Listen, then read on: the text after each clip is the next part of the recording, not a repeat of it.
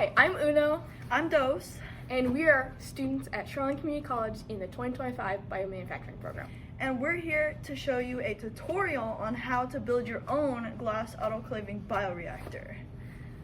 And let's get started with the materials that we'll need. This is your vessel. It's a glass autoclaving bioreactor vessel with 6 ports and a top opening. And so first, for one of our ports, we're gonna need a sparger. There's already tubes attached to most of these other equipments that we've already attached, but you will have to attach your own. This is an impeller. What it does is it keeps everything active and spinning. You can see how it works. It's pretty easy. But this is also important. Okay, and so you'll also need a removable port with a long port, and then oh wait, this one's a long one, and then the short one's over here.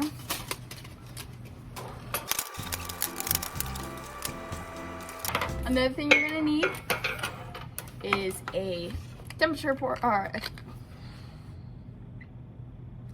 removable ports with a thermal well. Now, this thing actually comes with another thing, also known as a temperature sensor, which is this one, which will have an opening because you have 2 long and 1 short. One of them will have your tube on it. You need to put your temperature sensor into the tube and follow it all the way through, like that. And then, so next we have a pH sensor for censoring the pH in your bioreactor, and normally you would calibrate this once you put it in, but since this tutorial is not going to be using the liquids, we're not going to be calibrating this, and we're just going to show you how to remove it and put it in. This is a DO sensor, or an O2 sensor. It, as the name states, senses O2. And then we have the big motherboard, or the motor, and you attach this to the impeller, and this will let the impeller spin. Another thing you're gonna need is a temperature blanket. Ours, unfortunately, is broken. You do not want yours to be broken, especially if you're running anything in your bioreactor. So make sure that yours isn't broken, unfortunately, like ours. And so finally, we have the glass, or the gas port, where the gas will come in and out, because there will be gas coming through the bioreactor, and you don't want it to explode, especially because it's glass.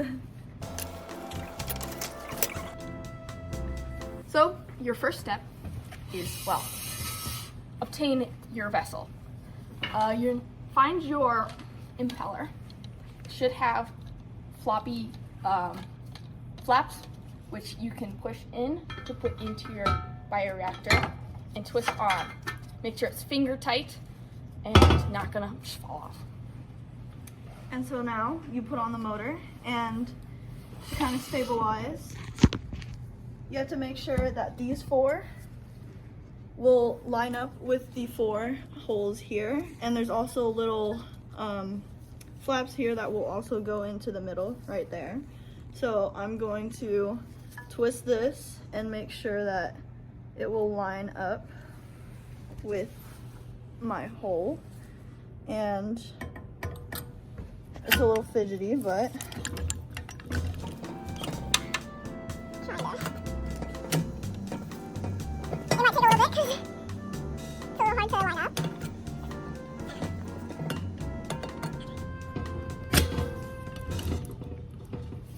there we go. And make sure that this can't go any further down, so the motor is secure. Let's give a hand to Dose. That might be the hardest part. No, he like.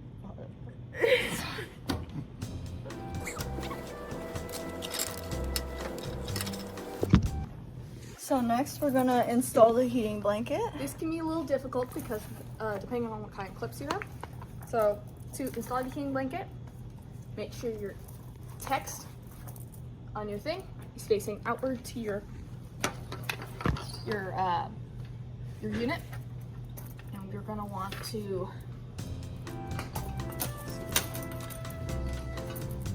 put it around the middle of your autoclaving unit.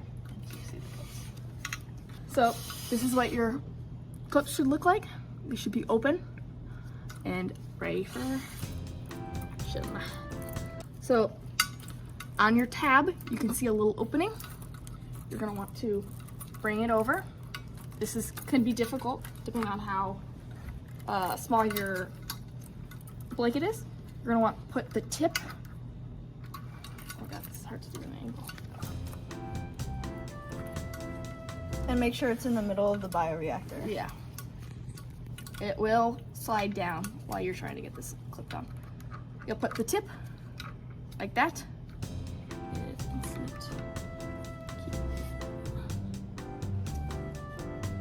And then you'll grab that little opening. Grab that. It's a little difficult. It's a little difficult.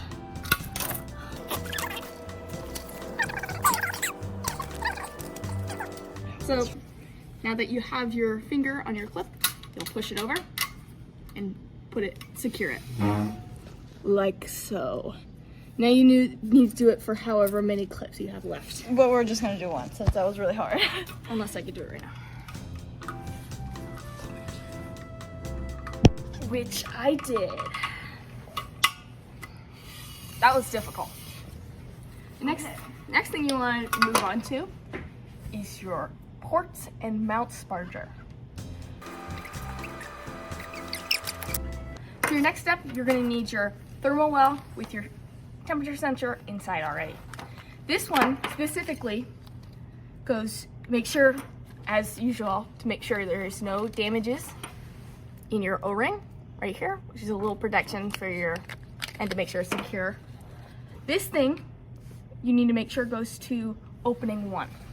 So ours is marked for every opening. So this is port 1, 2, 3, 4. This one's gonna go to port 1, right here. What you're gonna do is you're gonna insert it carefully.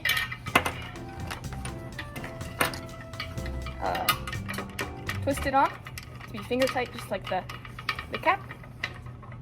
And that's not gonna go anywhere. But it's also not gonna be so tight that you can't take it off.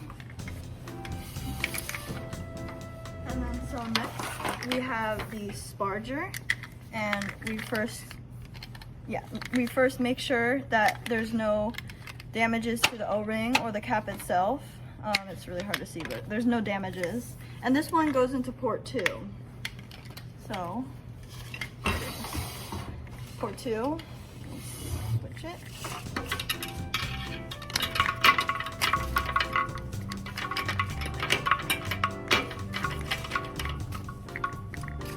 And make sure that it's finger tight.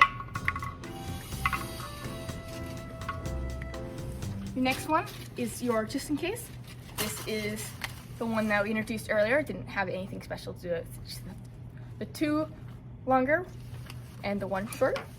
You're gonna have to attach this to your 3rd port, as so. And as usual, finger tight.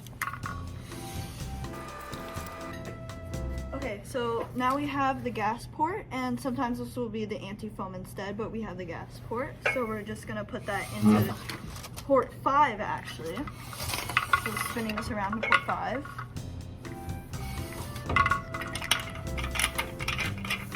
And this one doesn't have an O-ring, but since we're not gonna run any media or anything, it's fine for now.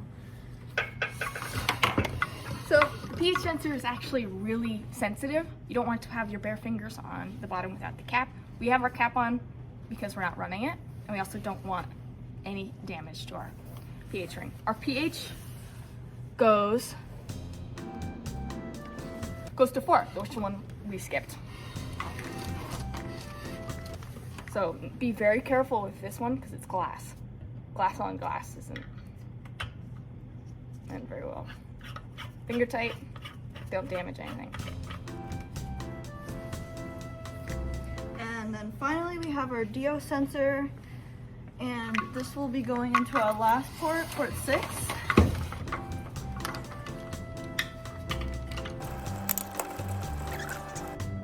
Okay. And so make sure, don't do what I just did. Hold the top of this and twist. Or don't even hold it at all and just twist. And it'll be finger tight, just like that. We've been saying this every time, but make sure that you're gonna be able to actually unscrew it by hand and not need a wrench to unscrew it. Yes. And so now we have our completed bioreactor. Let's get a full view. Look at that. And Oh my god. so some of these, like the DO port, the pH, you'll have to plug that into a bigger machine, a bigger calibration machine. But since, again, we're not gonna run anything through it and we're just assembling and identifying the parts of a bioreactor, this is what we have and this is what you need for our SOP and following our SOP. Yes, to watch our SOP. Yes. So this was our tutorial on how to put together a glass autoclave bioreactor. Thank you for watching and thank you for watching and following along with us but to build this SOP. Forgive us for any inconsistencies or grammar mistakes. We don't usually record. We don't. We usually just do it. Yeah. All right.